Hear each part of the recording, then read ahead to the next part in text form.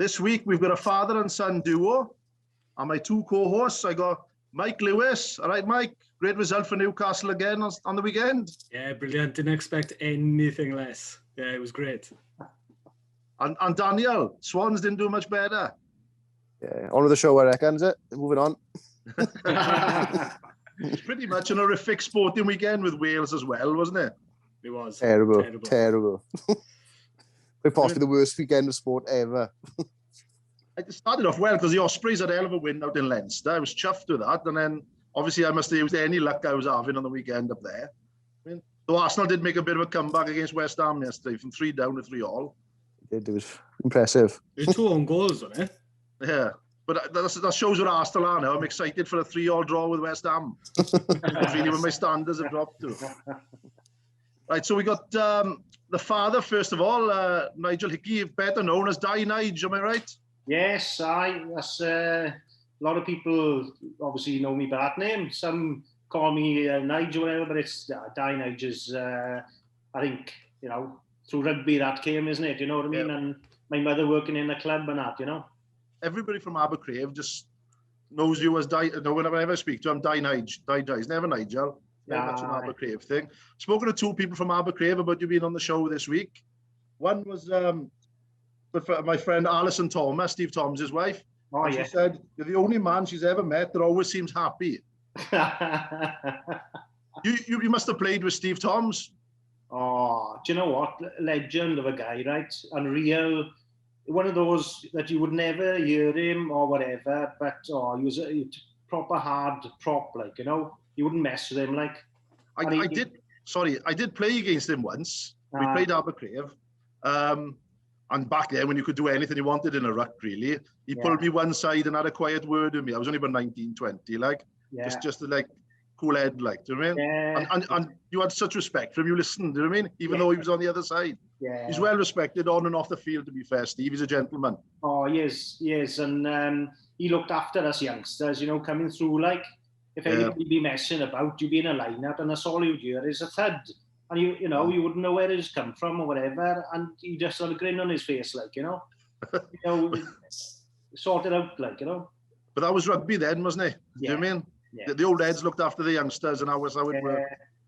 The other one was another front row union. Remember Adam Jones? Who said he was quite excited to see the show. He spoke about you in quite high regard. But didn't you do the same as Steve did for you? Didn't you look after Adam when he first came through?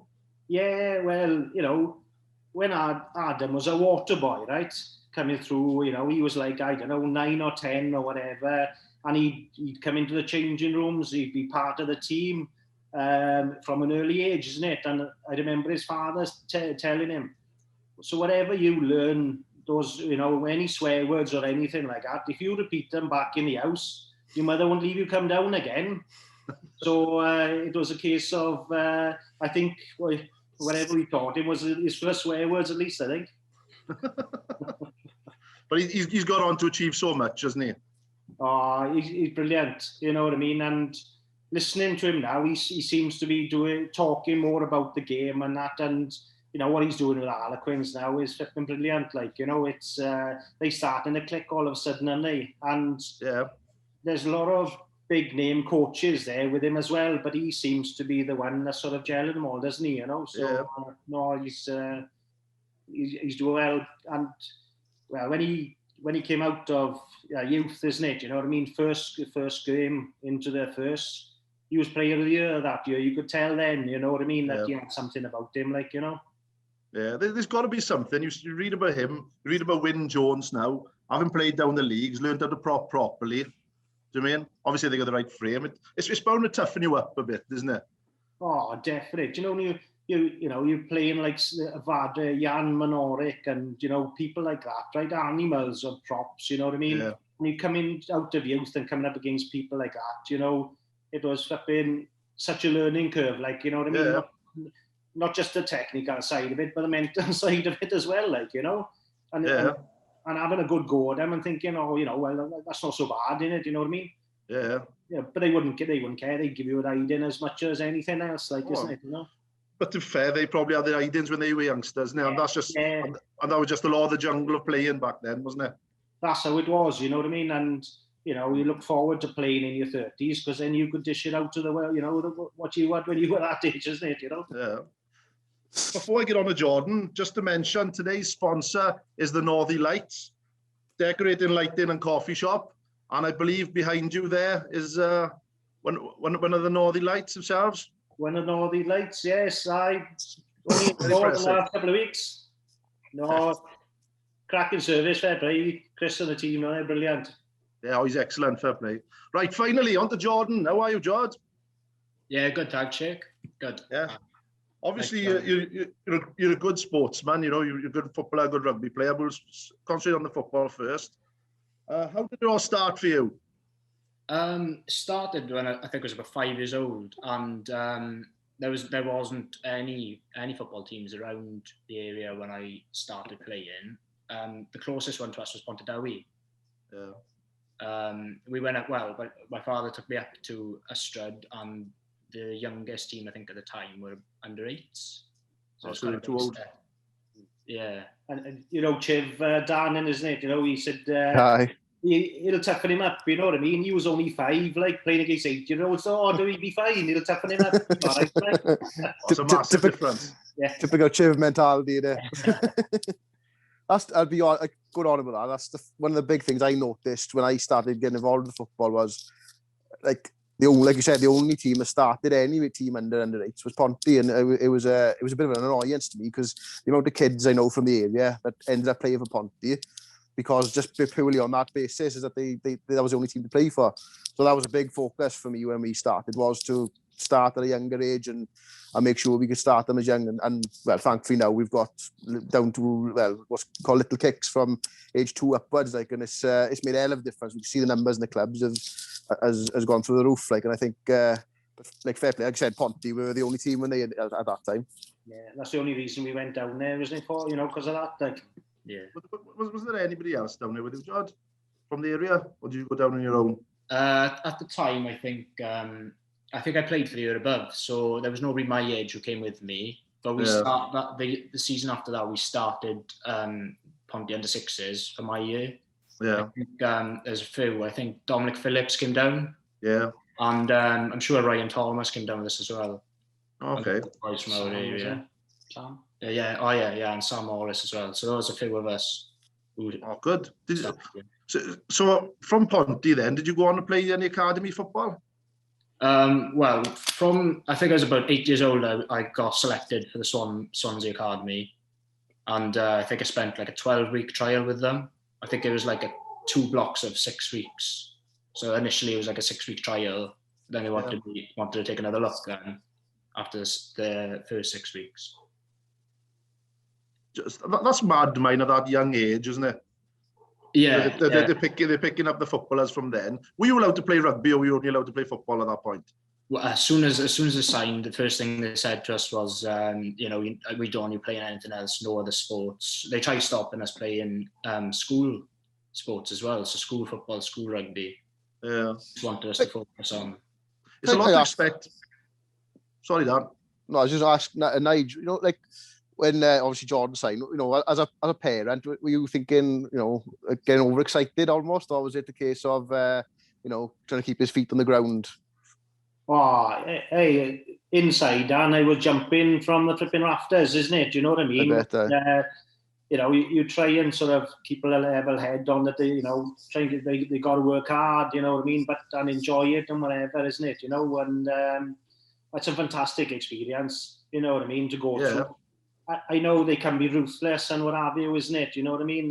But it was, you had photo shoots at the Liberty Stadium, things like that, and going away to, grounds, wasn't it? They might have been like training grounds, but you were playing on, on sort of professional teams, wasn't it? Yeah. Is that the worry as well? Like you said, it's cutthroat and it's ruthless, especially in football. With, I think, what's the percentage? I mean, stupid, like 0.01% of people that make it in it. And I guess as a parent, you want to protect them and knowing that if that does happen to your child, and obviously they're excited playing at the top level, and then knowing almost in the back of your mind that could be taken away at any moment. As you know what I mean? I think from the team I was in under 9s. there's one player still playing for the Swans. Who's that, Jod? Liam Cullen. Oh, doing well for himself as well. Yeah, to be fair. Yeah, that's the only one though. Do you remember him playing, Jordan? I remember him being very good at headers and volleys. I remember him being the best one, and that's all I remember of him, to be honest. But what is he now? Was he a defender or is he a striker? He's a striker, is he? But when he came into, like, when we were training, when he came in, walked in onto the pitch, people were like, oh, you know, he's good. It was like, he had a presence from then, to be honest. Oh, so it's noticeable at that age, then. Yeah, that good, like. Do you ever think I was better than him? Yeah. I tackled him once. So after that trial, what happened then, Jod? After the 12 weeks, they decided they didn't want to take me on full time, and to be honest, there's loads of reasons for that could have been. I wasn't very tall at the time. I'm still not very tall now. Yeah. But they always ask their parents, like, oh, how tall do you think he's going to be? How big is he going to be? Does he have any siblings? How tall are they? So we showed him Millie in the pram. Yeah. That's one of the things. Again, it sounds mental. Like, I know rugby do it as well. They're more interested in what your parents, the DNA is almost like, isn't it? One of the boys on my team just be picked up as ones, and because he's a goalkeeper, that was again the question. They want to know how tall his father was, how tall his mother was. It's mental to think, you know, that they go take so much from that, really, isn't it? Yeah, I don't understand though, because, you know, at the time you have like Leon Britton, Nathan Dyer, 5'5", 5'4", walking around the pitch. It makes no sense. Yeah, exactly. It's crazy. Yeah, you never think, apart from a goalkeeper, maybe a defender, that you have to be tall. I suppose you still have to be physically strong and competitive. I don't know, depends on position, or perhaps you just have to be exceptional if you're not tall. I don't know. Newcastle Academy rejected Alan Shearer because he wasn't tall, and they sent him off to Southampton. So, you know. Oh, there's a mistake in America. They had to buy him back then for 15 million, didn't they? Which is pennies now. Like, but back then it was like 200 million, wasn't it? So. So what was the next step after there, Jod? From there, I was in and out of Cardiff development. They had like a branch in Neath. I played on Crewbert. That went on for a couple of months, is it? About 6 months, is it? Just training. We were playing other academies, other, you know, smaller. We weren't playing the larger teams at the time. It was like more local. But that was for Cardiff City. Did anybody go on from there, or was that did anybody famous go on from there? I don't. To be honest, I don't remember who was there. It's a long time ago, to be fair. Yeah. Nobody notable anyway that I can remember. Yeah. I think it was it? There was a few boys who gone on to play like Welsh League and things like that, but not top standard, I would say. Yeah. Were they quite harsh when they released you from Swansea or Cardiff, or were they nice about it? Was it like a follow-up after, or was it just like, no, thank you, look? I think that was it. Yeah, you know, there was maybe a bit of politics involved. That, you know, there was a couple of boys there playing for the younger age group who weren't sort of who were threatening, the parents threatening taking the Cardiff if they weren't given a contract and all this. You know what I mean? But they just said, no, go back to your development. We put in go back to the development squad and we'll have a look at you again, type thing. You know, so it's. You know, it's mad, isn't it? It's, yeah.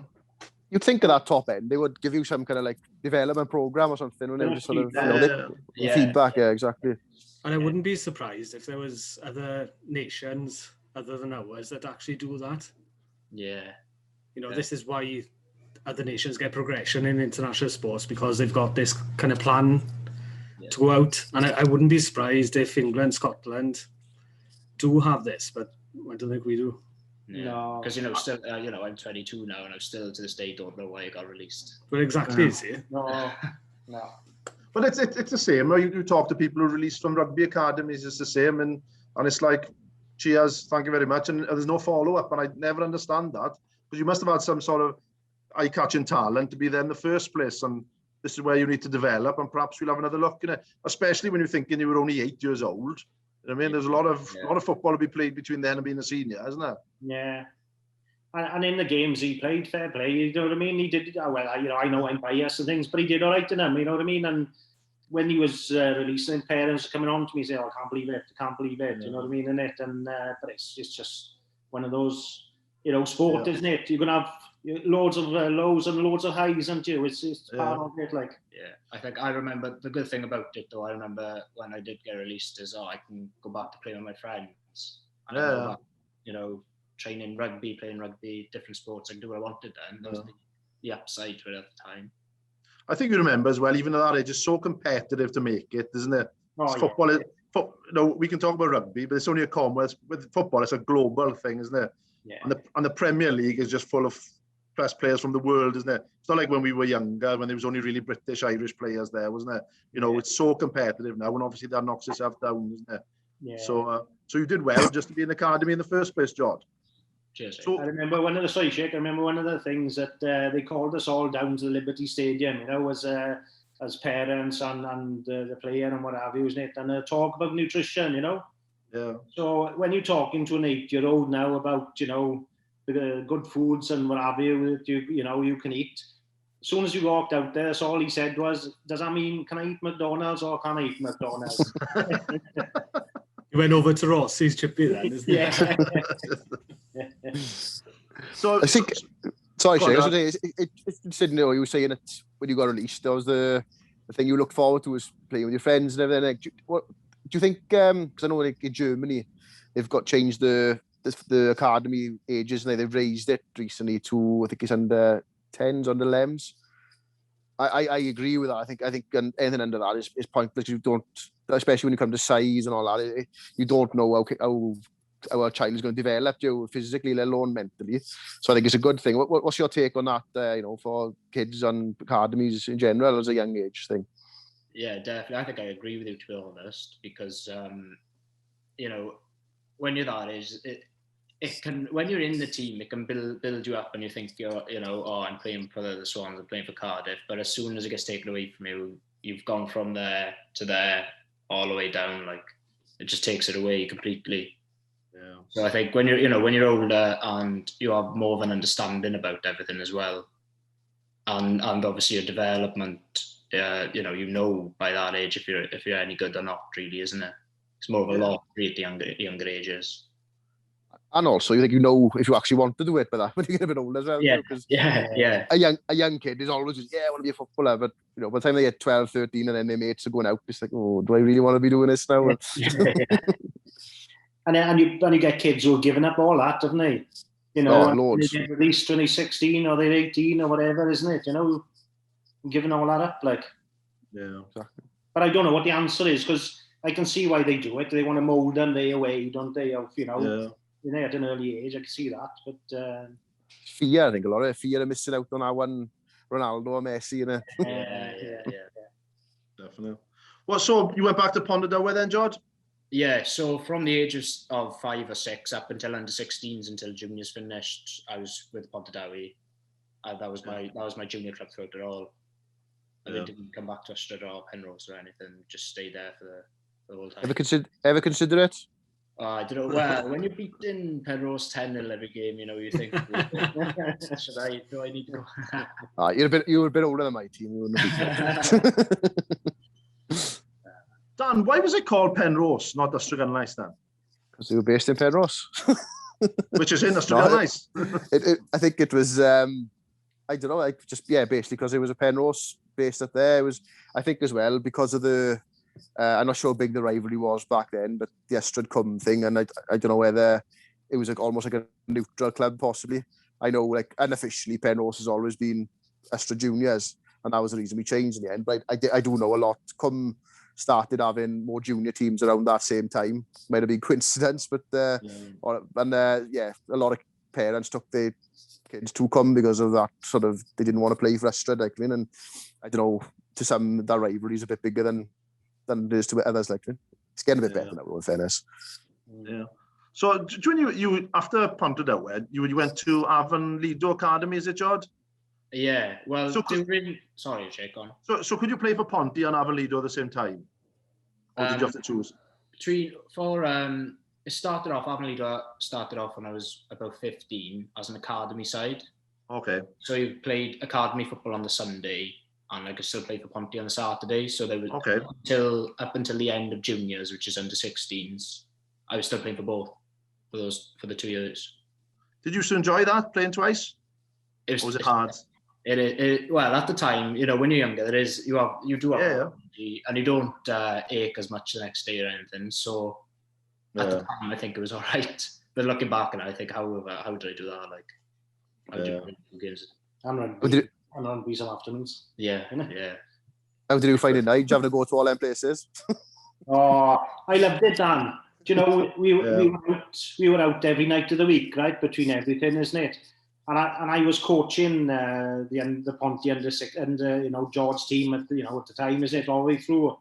And I loved it. I did. And people think, come into the door, you're grabbing a sandwich, you're back out the door, not home till 10 in the night, isn't it? You know what I mean? I enjoyed it, meeting new people and watching playing and things was brilliant, So supporting the best person you can as well, your own child, is the best. Yeah. And not only that, coming from a rugby background and not knowing much about football, it was nice to pick up a few tips of other coaches as well, what they were doing. Yeah, of course. So when you were capped, you were with Ponadawa? Is that right, George? Yeah, the first time I was capped, I was still with Ponadawa. I had no ties to Lido at all at that point. It was just club football. To be honest, that first cap is what changed everything, to be honest with you. At that time, I preferred rugby. I played rugby more than I was playing football before then. Yeah. I think there was 3 or 4 trials for the boys' clubs, so I narrowed down every time, and I must have done well enough in the trial to get in, and that was it. Then as soon as I got in, it was just football all the way. Who was the first cap against? Scotland. Where was that? Home or away? Away. It was up in Kilmarnock, I think it was. We were staying in Kilmarnock in the first team's hotel, which was across the road from the stadium. So we had a tour and everything. It was great. It was a brilliant experience being 30. Oh, I bet, yeah. Getting to walk out on the pitch and everything like that. It was good, it was. Yeah. But Mr. Mellor in school, he had a cap against Scotland, a boys' club as well. He tells me as often as he can. Every time I speak to him, to Mellor, I played against Scotland, I play against Scotland. He's a class keeper, mate. Yeah, well, he's good in the staff team, to be fair. He is good, Yeah. I remember he came to my stag do in Astrud. We had a stag do in Astrud club. And obviously he came in, he must have taught everybody in the clubhouse, and he came in and he was like a celebrity walking. As if Peter Schmeichel had walked in. He's brilliant. He's even better at basketball than he is at football. Oh, is it? To be fair. George, you play against him in basketball? I didn't get anywhere near him. No, he's fantastic. He's a great basketball player. Anyway, this is about you, Jordan, not him. How many caps did you have between all the way through? All the way through, I had 5 caps. The most anyone's ever had is 6, so I was 1 away from that, which is it's a fantastic achievement. Yeah. Were you playing in defence, George? Yeah, it changed different years. I think the first boys' clubs I played on the wing. The first year. Second year then I was supposed to play on the wing again, and our captain was our centre back.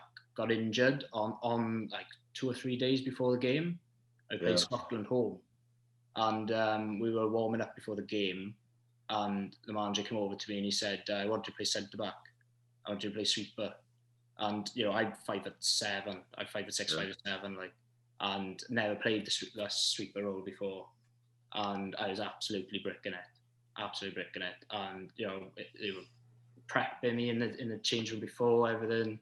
And we went out, we won the game, and I'm man of the match for it. Oh, fantastic! So that's the best story from the boys' clubs, to be honest. How going from a winger to a centre back. It's the proof size doesn't matter. Yeah. Yes, exactly. And to be fair, George, one thing's always stood out today, whatever you've done, is your pace. How did you find your pace compared to the others? Were you one of the quickest, or? Yeah, still the quickest throughout the squads as well. There was one boy in the final year who was absolutely lightning, and I played right back and he played right wing. So we had this. The right side was absolutely rapid. But if it wasn't, to be honest, if it wasn't for how much pace I had, I wouldn't have gone as far as I did. I don't think pace definitely helped. There's no substitute for pace, is there? No. We said it the last 2 weeks ago. I think there's no substitute for it. It's in the genes, Shake. What? It's in the genes. It's in the genes. You started off as a back in rugby, though, didn't you? Full back guy. Yes, you kept the famous Howell Evans out. A stud district under 11s. Yeah. How old are you for your last cap? I think I was 18. Where did you go? We went out to Germany. It was a invitational tournament. There was some semi-professional teams. There was some professional teams out there, and then there was us. Yeah. So it was a massive experience. There was there were teams from Poland. I think there was teams from Turkey. Bursaspor, I think, were the team, and they were professional. And there was loads. It was what else? Slovenia, I think, were out there. And obviously German as well. It was a really good tournament, to be honest. Yeah, that sounds fantastic. That's an amazing experience. Yeah, definitely, especially playing high level of it. Yeah, like they were all kicked. They had their names in their back. They were all speaking to after the game. There's some of them signing professional contracts at the end of the season. I don't know if they're playing. They could be playing for them now. I'm not sure. There's a good chance there is, isn't there? To be fair, you probably wouldn't remember their names there, but highly right. Yeah, probably playing the Champions League now. Yeah, they beat us in the final. They did. We got the 1-0 in extra time or something like that. It was. So you done well to get to the final if there was professionals playing there. Yeah. To be fair, we had a really good team that year. We had coaches in, and there was a good setup. It was. So 3 days, wasn't it? Yeah. 3 days. Did you go and watch it, Nigel? Oh yeah, went to them all. It was fab experience, isn't it? I think they were all excited. They threw a beach party on the night before the final. So it was like as if somebody chucked a dump of sand, scoop of sand, and then they had a DJ around it. That was a beach party. That's awesome. Did you ever play in Ireland, Jod? Yeah, a few times. The younger ages, I think the first 2 or 3 maybe caps I had, they were all out in Ireland. So we played Scotland, and then a couple of weeks later we went out to Ireland to play against them. Did they ever try and poach you when they saw your surname? Qualify for Ireland, or was it too far back? No, grandfather came over to work in the mines, so. Yeah, but I think he died when my dad was about 2 or something like that, 2 or 3, so he didn't even know him, Yeah. Oh, no, it's, and the way they spell it as well, you have to have a word, this new Osprey signing, I think. Yeah, that's the point. Was it Will Hickey, is it? Yeah, aye. Yeah. Ireland used to have a famous winger, Dennis Hickey. Is that right? Yeah. I'll be telling Liam Delaney about this. He loves anybody with an Irish surname. And Martin Donnelly, there's another one in there. Taking over. Yes. So after you finished the international setup, is it Welsh League then? Was it a youth Welsh League? How did it work? When we after the first year of boys clubs, our manager Mark Robinson wanted to keep us all together. Well, we begged him to stay together as a team, so he created the team in Lido, and we played academy football first on a Sunday. That was under 16s, and we won the league. We beat every team. I think. I don't think we lost a game. Maybe one. I don't even know if we did. No, and from there, then that was it. We had sort of like a dream team then. All the players from the best teams from the boys club come together for one club, and we took together into youth football. And the first season of youth football, we won everything. We won the youth league, and we won the youth cup. I think the cup is like every team in South Wales, is it? Yeah, in the Welsh League. Yeah, every team in the Welsh League in South Wales. So, good standard then. Yeah. It was good. We played in Jenna Park in Bari. Oh, great. Yeah, it was a good experience. It was. But we had a brilliant team. To be honest, it's all down to Mark Robinson. To be fair to him, he brought us all together, and it's down to him that I played so much. He made me what I am. Like he played. He took a chance in me, and he believed in me the whole time. That's all you want from a coach, really, isn't it? Yeah. Oh, definitely. That sort of support. If you've got a good coach and good support from parents, then you're halfway there, really. That's what I think. Yeah. And the experience with the boys' clubs and that, they were really good at bringing the boys together, because you were talking from the all of South Wales or whatever. Yeah. They brought all those boys together and formed as a team. But not only that, they had to grow up a bit as adults. There's parents who weren't allowed to get involved. If it was training, they text the boys and things, you know what I mean? And when they got the acceptance letters, they had to contact the coach to say thank you for being selected, and yes, I want to play. And it was a growing up process, as well as showing them team bonding and things. It was a fantastic experience for them. I bet it was. Taught us how to use a knife and fork as well. Dinner etiquette, we had one of those lessons one night as well. How to sit at a Life table. lessons. Yeah, it is. Yeah. Well, you do need them. Yeah. At least they would teach you the right way, Yeah. So at least there's thing. So where are you playing at the moment, George? Playing up in Cwm Wanderers at the moment. I've been there. Don't upset Daniel now. I did actually try to sign him last year when he was having an He said, I've just signed for Cwm. I can't do it, sorry, in fairness to him. He's very loyal. Yeah, loyalty is key. I tried signing you about 2 years ago for Aston Rugby as well. Yeah. You're very sought after, George. Free use of the gym didn't swing it either, Shake, did it? No. I remember stopping you in Tesco to ask you if it was all right to ask him. Yeah. I was found it when I was with Aston, if there was a youngster coming through, I always thought it's polite to ask their parents. I think a parent should know about it. I think you're thinking of marriage, Shake, not playing for the team, mate. I think you're thinking of marriage. That's marriage. But I think it's just respect, and I think there's a lot of it goes on now without. I think it's just respectful to let everybody involved know. That's my personal views on it. Yeah. You know what I mean? We've had over the years, we've had coaches sort of chasing him around rugby pitches and football pitches. You know what I mean? Asking him to sign for them and things like that. And it is like you say, is a way of doing things, isn't it? Yeah. Oh, definitely. I think you're got to be a rare thing. What you play for Cwm, but coach Astrid. Yeah, with the girls. That's got to be a first, I think. Yeah. Wearing an Astra top on a Tuesday and then putting a Cwm top on a Saturday, like it's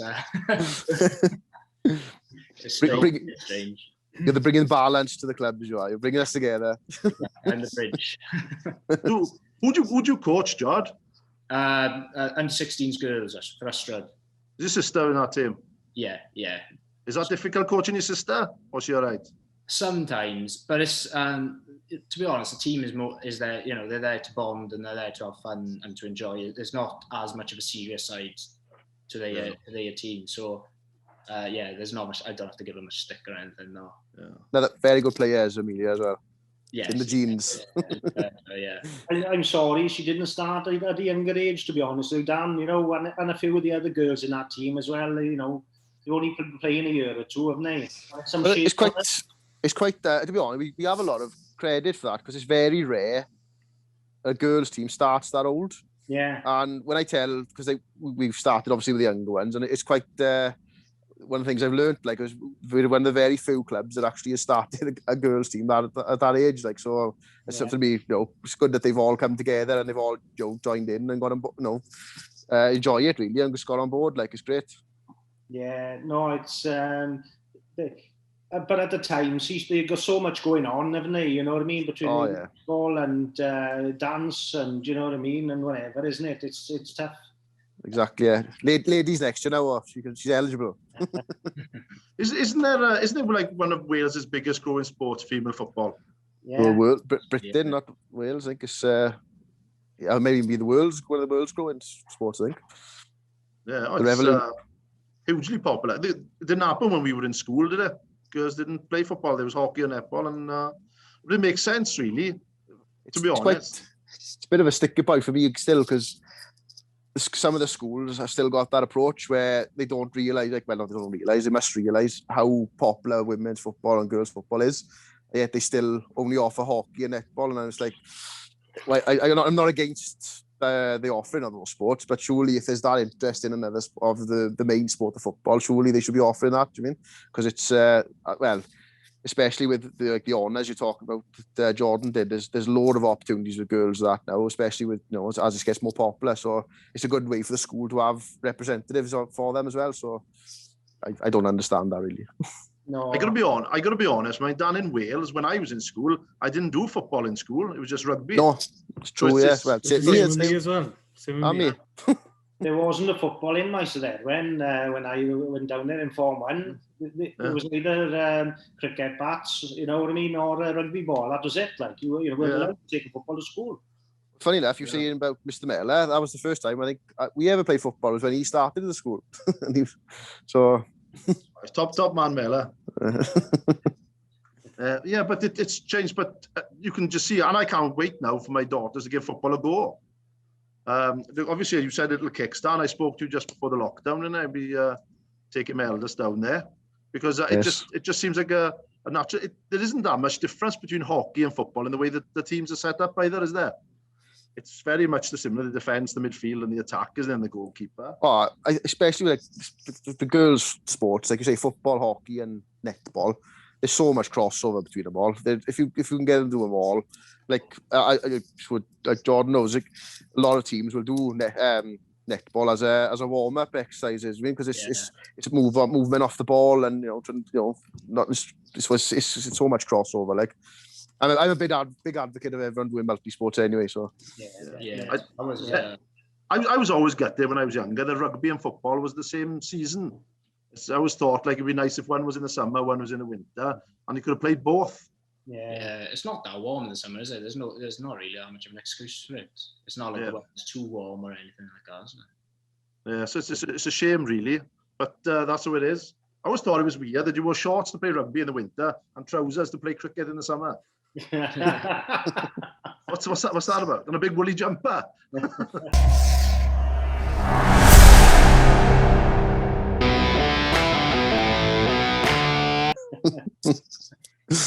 Mad, really, isn't it? So, Jod, did you ever play for Avonlido first team? Yeah. I made my Welsh League debut when I was 16.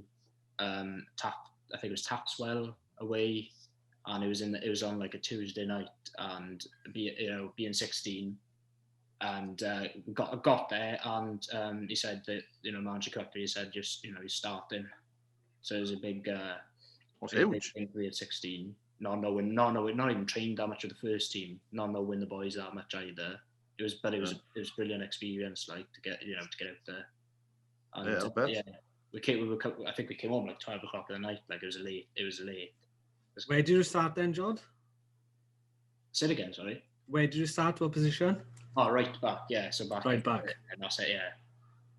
Well, right. That's back. Amazing. Fair play. Have you got any ambition to get back to the Welsh League, Jod? Yeah, 100%. At the moment, because of lockdown, we can't train, play nothing. But slumming it with club at the moment, isn't it? To be fair, no, Daniel, behave. Nah, they've been great to me, to be honest, since I was joking. They've been great. They all, welcomed me with open arms. Everything, from the coaches, staff to the players, been great. To be honest, I've had a really enjoyable experience playing for them. We haven't played much, I would say, but just training and everything is I'm enjoying it at the moment. It's probably what I need. They have got a good setup there, in fairness, with the juniors and everything. And all jokes aside, they are they're well established and going into the West Wales League and everything. I think it's going to set, it's only going to improve that, isn't it? Oh, that was hard to say. That must hurt. That must hurt. I know, I was going to say that. Really hard to say. You can see the smoke. Yes, it is very good. We'll record that clip and send it. I gotta be honest, at your age, it's the right attitude. You've got to get back playing. Keep, for anybody really, keep your sharpness before you can push to get back into the Welsh League. Yeah, that's the thing. I was playing before I came back locally. I was playing for the reserves in Avonlido. Yeah. And the standard wasn't much different. There wasn't many youngsters coming through. They were playing old heads. And travelling like an hour away. There's a That's right, carry on. Travelling like, an hour away to play the same standard football as up the road with your mates, like compared to people who don't know. It was a no-brainer to come back very locally and get confidence back, to be honest. That was the main thing.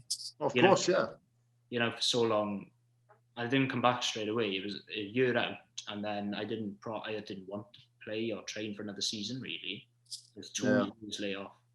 Yeah, so you got to get that sharpness back, isn't it? I mean, and you're still young, so playing is the most important thing, wherever it is. Really, I'd say.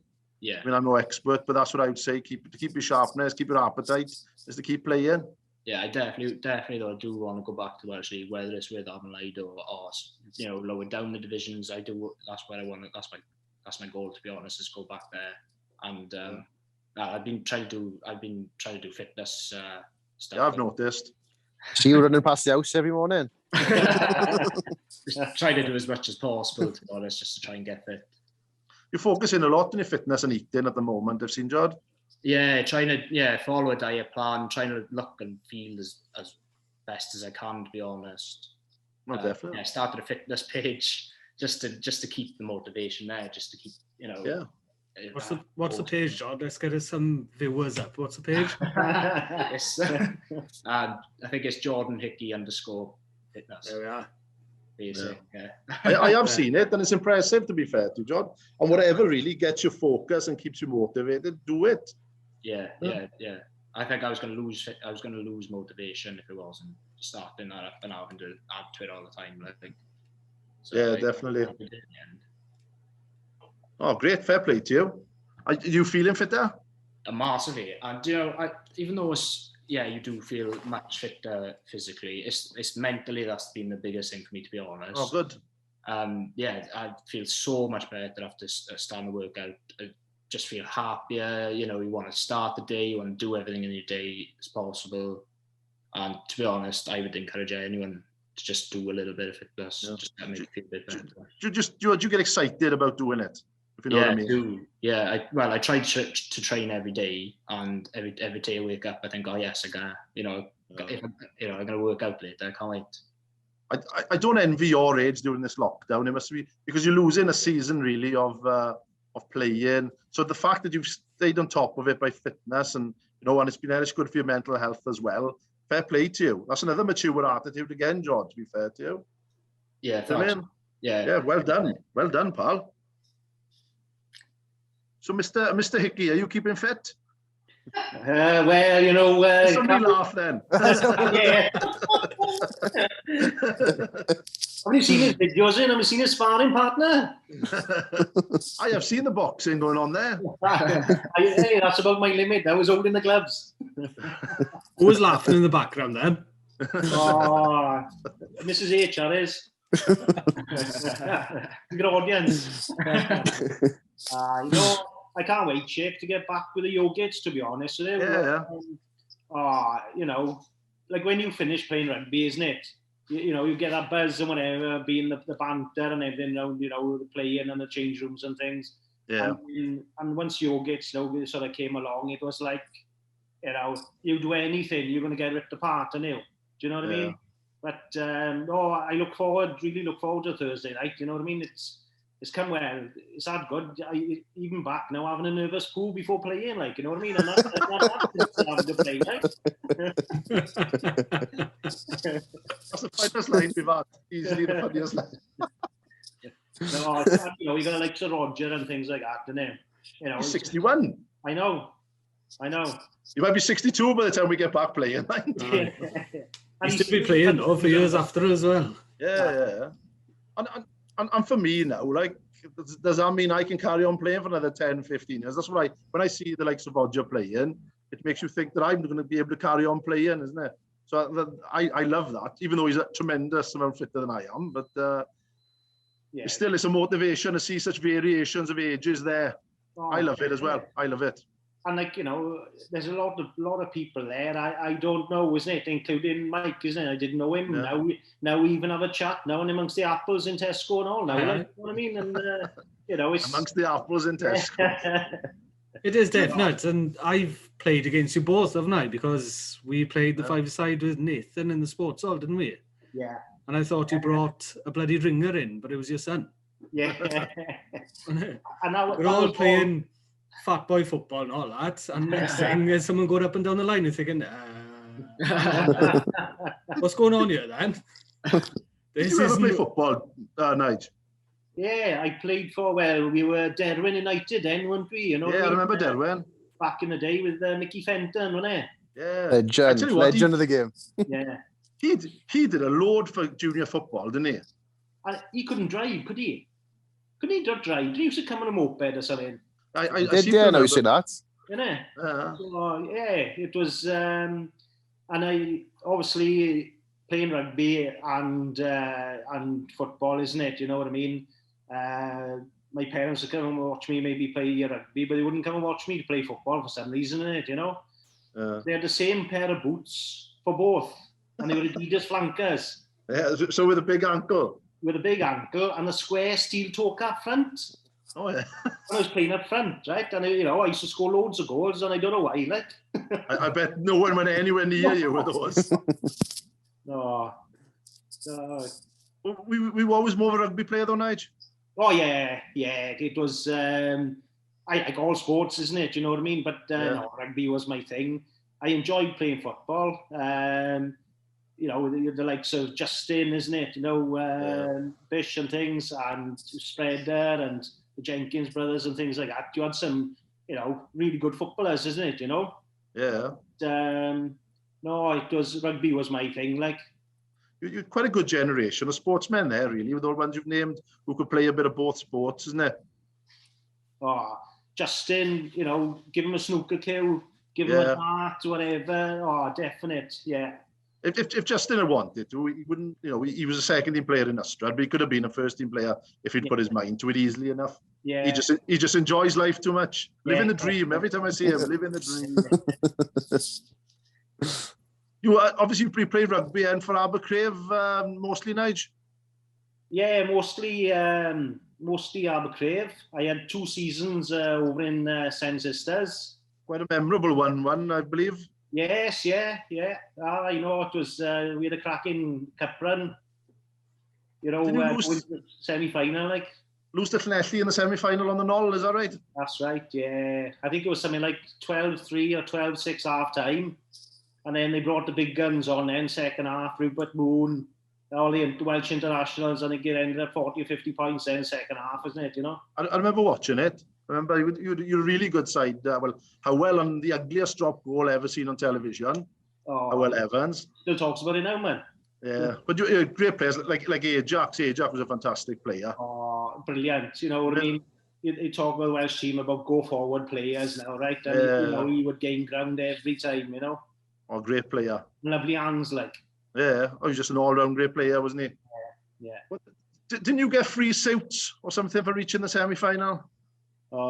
We had we obviously beat Cardiff in the quarter-final, and everybody started buzzing then, isn't it? You know what I mean? Looking forward to the semi-final and the draw. Then we had Llanelli.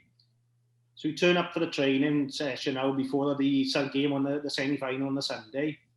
And one of the committee men comes in. He said, you've all got to go to Debenhams Friday morning, 9:30, because you're going to be kitted out with the jackets. They're giving you all. We've been sponsored by Debenhams, and we didn't realise at the time. You'll never see Debenhams on any sports jerseys. Yeah. They don't sponsor anybody.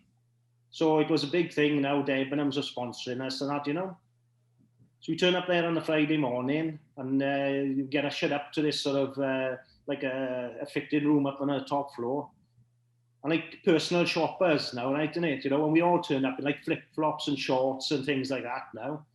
Well, the only thing I didn't come out there, right, was a pair of pants. They give us socks, they give us trousers, we had ties. Fair play. We had the whole shebang, like, you know. Yeah. But the contact from Sen that they had who knew, you know, was head of merchandise or whatever, marketing for Debenhams. His boss was saying, look, we don't sponsor anybody, you know, it's really, you know, there's no something that we don't do. And he was saying, no, stick with me, I know what I'm doing. So anyway, we played the final and we lost or whatever. And on the Monday morning, his boss was out in New York and he opened the sports page of the New York Times and there was us Sen sisters with Debenhams on the front, you know what I mean? So he just messaged him straight away, you know, you nailed it type thing, like, you know. Yeah. Oh, it's a massively special achievement for you boys to make it that far. Oh, definitely. I was, as an Ulster boy, I was in massive envy of you all watching you do it. Like, it was a huge thing to achieve. Yeah. Do you ever find buying trousers difficult? Yeah. Asking from a big man to a big man. Well, it's no trouble with the waist, but you know what I mean? They got to realise that people got little legs as well as a big waist. Like, you know what I mean? That's the difficulty, innit? I've usually got to cut about 3 inches off. But I went to buy a pair of trousers a few years ago. I was 42 inch. Well, the only thing you get in 42 inch and you get a lot of is televisions, really, isn't it? I mean, so I go in, can I have a pair of 42 inch trousers? And they come out with these 42 inch skinny fit trousers. Why would a guy with 42 inch want skinny fit? Everything's tight there anyway, isn't it? That's the last thing I want, like a skinny fit. Did you still buy them, Shake? You are? Did you still buy them? Well, I'd not much choice. Do you know what I mean? Was it that? Pictures next episode now. I'll model a pair and put a photo on for you. Didn't Swansea come and watch you play once? Yes, I had Swansea rugby, obviously not the Swans themselves, isn't it? But remember years ago, before the internet, when the Evening Post used to phone the club up to find out the results and the scorers? Yeah. Well, for whatever reason, I found myself for a couple of weeks on the trot by the phone. So my name would appear in Evening Post, right, as one of the try scorers every week. So, like you do, you weren't actually scoring, man. You were just answering the phone to the Evening Post and saying that you were scoring them. Yeah, giving the other try scorers and the results, but I was always on the score sheet, you know. So, a couple of weeks later, Vernon Brown turns up at the club and he said, you've been having a good couple of weeks, haven't you? I said, you know what the hell he was on about, it, you know? And he said, somebody from Swansea has looked in the Evening Post, seen that you scoring tries, and they've come to watch you play. Did you hear from them after they watched you play? Oh, I don't know why, mind. That was the end of that. Jordan, you obviously liked playing rugby, didn't you? You were a great player, to be fair, what I've seen. Did you ever miss playing rugby? Yeah, massively, to be honest. If we went for that one boys clubs trial, I think I'd still be playing rugby right now, to be honest with you. I think I would have packed football in. He's going to try and sign you again, you know, George. Hey, you're always welcome. You're always welcome, whatever you want. But you know something? I dislike people like you, Jordan, who are good at every sport. Like, you know what I mean? Couldn't you share it out to the rest of us? At least just give us one. You know what I mean? Ask him if he's beat Ted Hankey in darts. Oh, hey, there's only one man in this room has beat. Not even in a room, are we? Only one person in this Zoom call has beaten two-time world champion Ted Hankey, with a double top. Was that a one-off game, Shake, or was it your best of three? Yes, yeah. And the year after, I played Paul Nicholson, who's a pro darter as well. And I'd obviously mentioned a few times that I'd beaten Ted Hankey. And then Spreader had a word with him just before I got up, and Paul Nicholson beat me in about 9 or 10 darts just to shut me up. Like, because they do give you a bit of a chance early doors normally, just so you know you could be in the game. Like, and then they finish you off. But he just went bang, bang, bang, sit down. You're not bad at the old pub sports either, aren't you? Isn't Jordan's not the only international in your house? Am I right? No, that's right.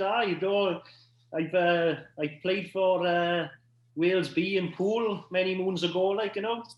How'd you get picked for Wales in pool? What did you have to do?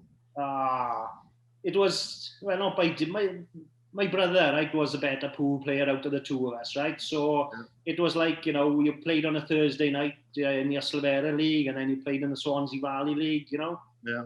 But then you could play Super League as well. So, but, you know, I was asked to go along, or just come and have a look along for experience, but I was just there just to drive him and the rest of the boys while they had a pint, like, you know what I mean? So I had a couple of games, and it was all sort of results. Then you get picked for a county, and then it all goes by stats, like the amount of games you win and things. Yeah. So, and there was one guy that I played against who was in the Wales B. He didn't win a game, and I won my 3 games. So he was out and I was in. So yeah. No, it was. I got no photos, mind, of me dressed in the old red waistcoat, mind. I was going to say, did you get a cap or anything like that for that? Or was it the waistcoat? Just the waistcoat, aye. Still is an achievement. It's more than I've ever done. Yeah. Hell of a achievement. Mind is only a B, like, in it, you know. I noticed he's reminded you of that. Oh. Did you ever do anything in athletics? Yeah. I think it was for the school, for myself or anything, because the only thing. Yeah. Well, we used to go to Breck and do the athletics tournaments up there. I think I won. I think I won the 200 meters. I think I was in year 9, maybe year 8, year 9. I won 200 meters. That was. Yeah, I don't think anything came of that though. I think that was it. The Breck, I don't think. You must have been Powers champion if you won that, I'm assuming. Yeah, but yeah, I don't think my time compared to other counties was good enough to go on any further. But yeah, Powers, I think it was. Did you start on blocks or do you standing up? I stood standing up. There were people around me on blocks. I was thinking, who are these? You know, Billy. Am I supposed to have these blocks? But no. Apparently, it makes a massive difference to have blocks. Yeah, it's such a small margin, isn't it, between the success of it? But I guess that you must have done something in athletics because you were so quick on the rugby and football field. I don't think I even had spikes, to be honest with you. I think I was just astroturfs. You have turned up very unprepared there. And the other guys must have been gutted. Do you watch much sport, George? Yeah, now I do. When I was playing football, or like, you know, nearly every night of the week, I didn't want to watch any sport, to be honest. Didn't want to be, I didn't follow football. I didn't follow the Premier League. The only thing I did was Swans on the weekend. We had a season ticket. But now that that's all stopped, I watch football all the time. Mostly football, and obviously Wales as well. And in rugby. Yeah. Oh, great. Do you play any other sports at all? Tennis, anything like that? I think I played cricket for Yslavera. I had a cricket team my age. I think I was like 1, maybe 2 seasons of cricket.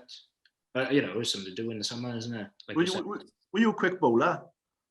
No, batting I was, better batting. I wouldn't envy the guy running between the wickets with you. Right, Dan, have you got any questions for either? Controversial. Has any of you ever been sent off? Yeah.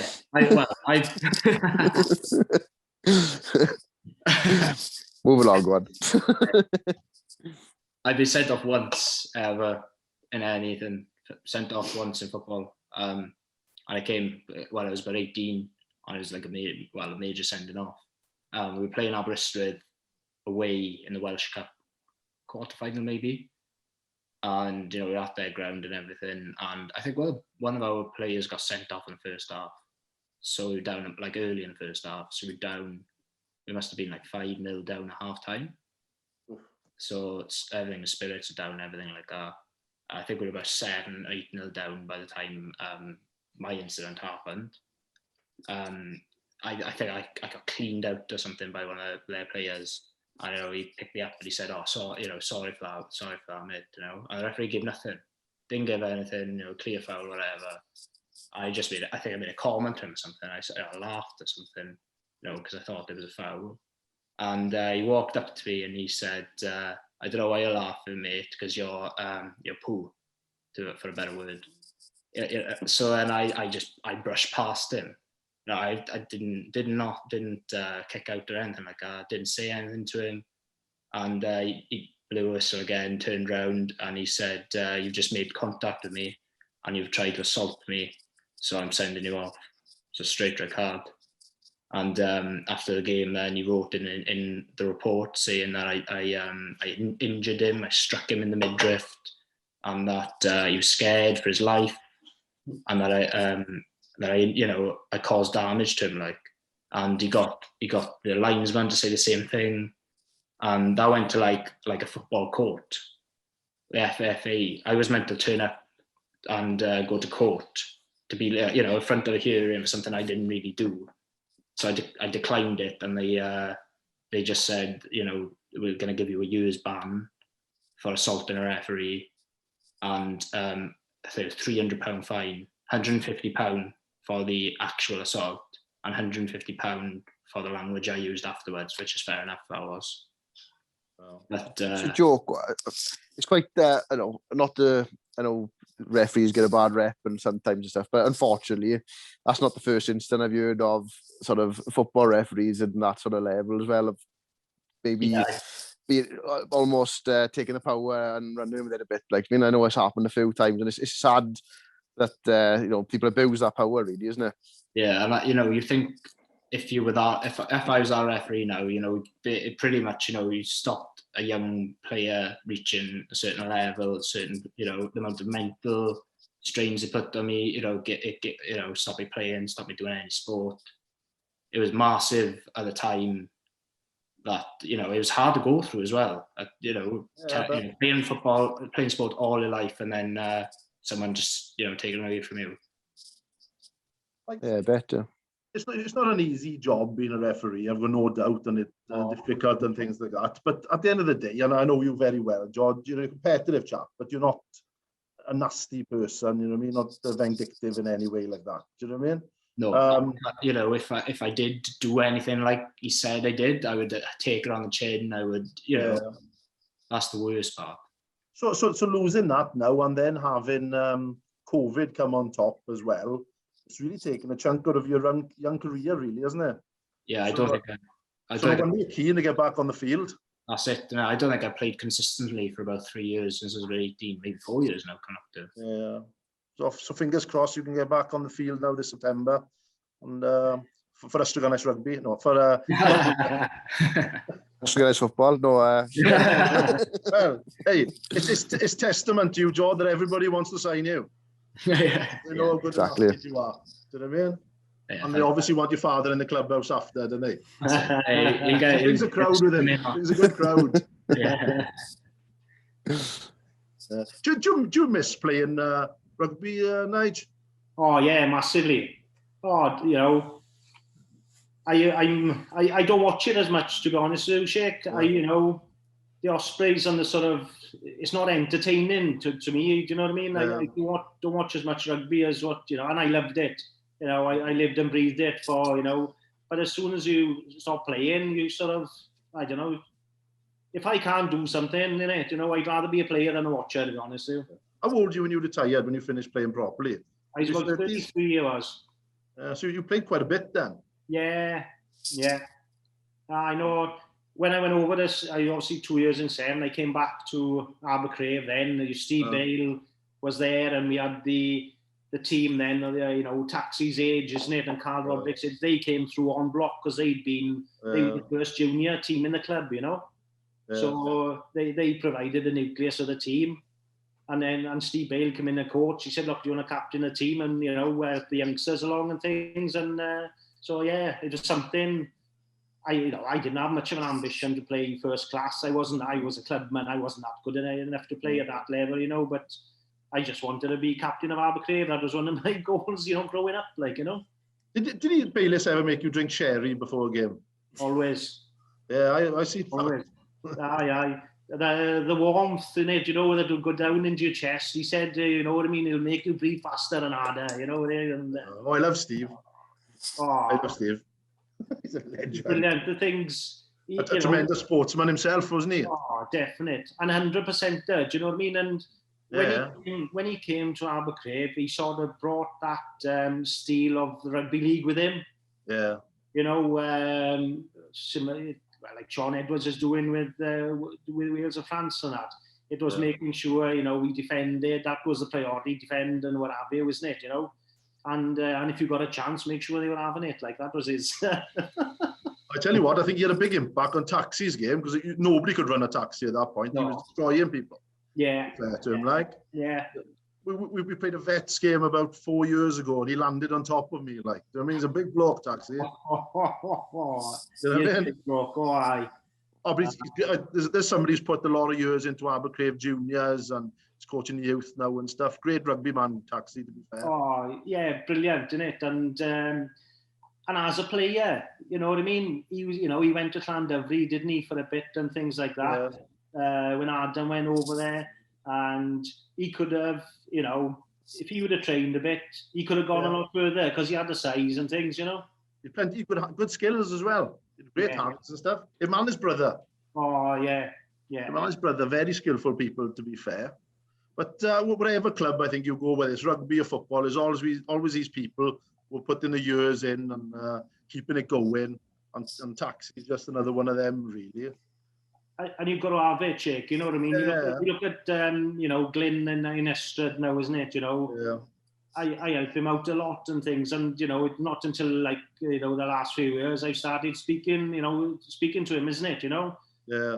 But he's such passion for the club and things like that. You know what I mean? You don't mind anything people like that in a minute, like, you know? Oh, great. Yeah, definitely. Right, Dave, got any more questions, boys? You got anything? One last one. Results, yes or no? Got to have them in there, we. No, never tried them. Never tried them. What? No. I couldn't say what's inside of Come off the show now. I bought 2 results on Friday night. I saw. And then on Saturday, then they advertised, because I bought 2 on the Friday, and we've mentioned them so much. They put a 2-for-1 deal on in the Old Temp.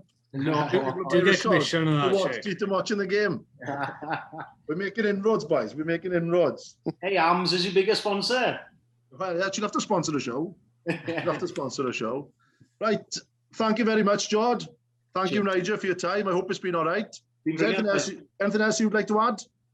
No, it's great. Nice to have a chat in it, and definitely. It's brilliant. No, really good what you're doing, guys. Right. You know what I mean? You're both great sportsmen. Been lovely having you. We're having 2 weeks off now for Easter, but when we come back, we've got an international swimmer and a World Cup finalist. Ooh. Week 6 and week 7. Thank you, everyone. Cheers. Cheers, boys. Cheers.